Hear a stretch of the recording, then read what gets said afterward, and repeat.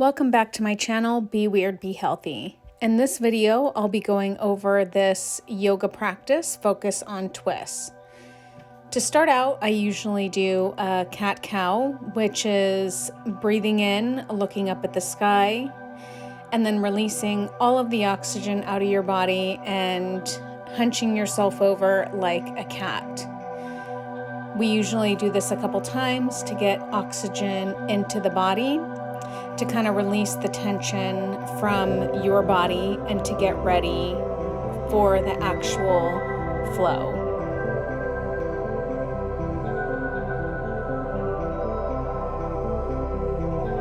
As we move through the cat-cow, sometimes it's nice to start to move the body around, side to side, front to back, to just get all of those kinks that you may have stored up from a stressful day or a stressful week out of the body, bringing in oxygen and letting everything else go. Let everything out of your mind go so you can get ready to really enjoy this practice with a relaxed state of mind.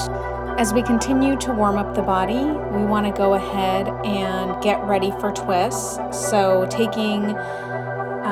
opening your arms, kind of twisting the back of your body, getting those shoulders a little bit warmed up, ready to twist, extending the arm, and just kind of opening everything up. You want to do it on both sides, and this will prepare your body for the twists that come with the actual yoga flow.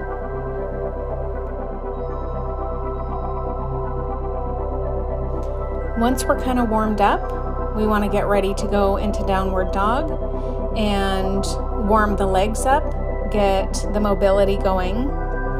So we go ahead and we pedal it out. I have issues with my left sciatic nerve, and so there is a lot of pain on that side that it takes me longer to work through. So this downward dog is a great position to get it worked up a little bit. I'm still a lot tighter on that side than on my right side. We want to make sure to fold, get all of the blood, around circulating in your body. And after we do this, we're ready to go into our sun salutations. We do this a couple times in a short practice. This practice was only 20 minutes long. I've shortened some of the sections, as you can see, so it's not a 20-minute video. Usually in a longer yoga flow that's 45 minutes to an hour, we'll have a longer session of sun salutations. I'm still learning all of the names to a lot of these moves, but this is generally what the sun salutations will look like.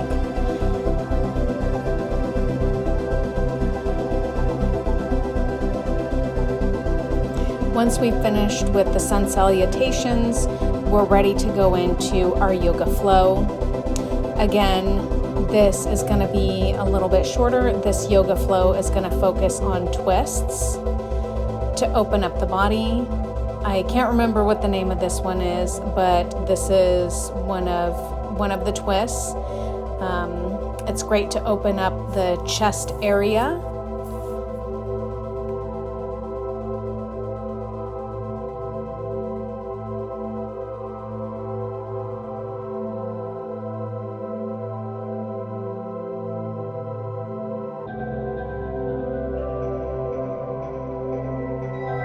One thing that I love about yoga practice is going from these kind of twisted positions, finishing it up, and then be able to open it up into a mountain pose and sit there, stand and reflect before going into the actual yoga flow. So in this one, we are focusing on twisting the body, just opening up the body. I chose this particular practice today because I have had some issues with tightness in my body, especially after traveling, sitting in a car for 22 plus hours, not being able to practice on the road. So this is a great way to get everything open. Also with weight training a lot, weight training is great, but yoga will help you balance it out. With weight training, it tightens all the muscles, it strengthens the muscles, and when you do that, it tends to lessen your mobility. And I find that on days when I do weight training, if I incorporate at least a 20-minute yoga flow, it helps to loosen those muscles back up and to bring back a little bit more mobility.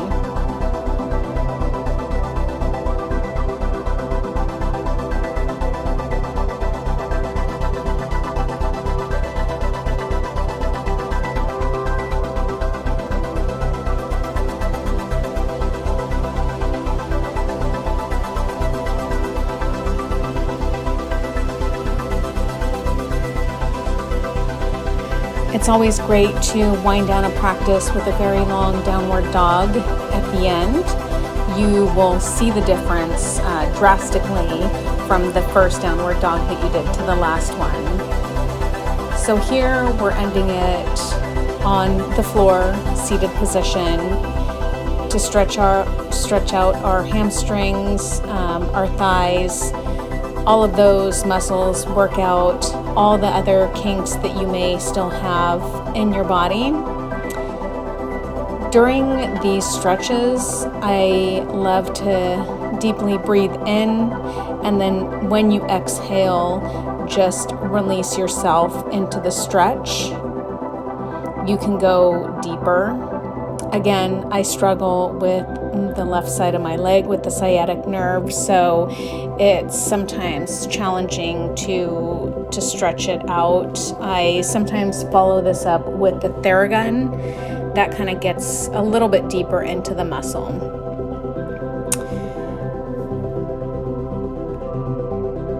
As we continue to wind down this practice and we get ready for Savasana, which is the final pose of relaxation, because this is a twist, we'll take it to the ground and do our last body twist. This one was done with the arm at a 45-degree angle, so focused more on getting the knee completely onto the ground and not necessarily your hand to really work that upper leg. After you're done with the final stretch, one last hug, and then you get into the final position. This is Savasana. It's great if you have time to stay here for 5 to 10 minutes. If you have a blanket to put it over you. I have fallen asleep before. In this case, I practice in the morning, so I have to get ready for work. Usually I only have about a minute or so to be in this pose. As you kind of wind down from this pose, you wake yourself back up, move your fingers, your toes, get the blood flowing a little bit back into the body, wake your mind up, wake yourself up. When you're in Shavasana, you really don't want to be thinking about anything. Just have a completely blank mind, blank state, and just really be in the moment with this. It's a very powerful pose for how much you're not doing anything.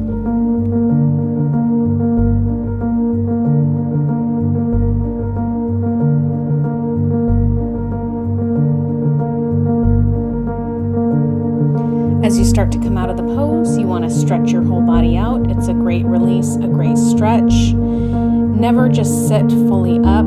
Always roll to your side so it's very gentle, and begin to make your way up to a seated position.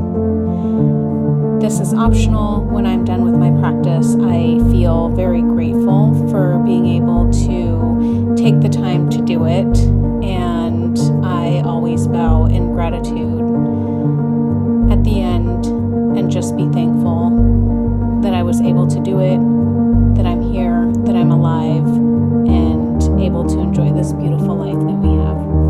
So thank you for visiting my channel. As always, be weird, be healthy,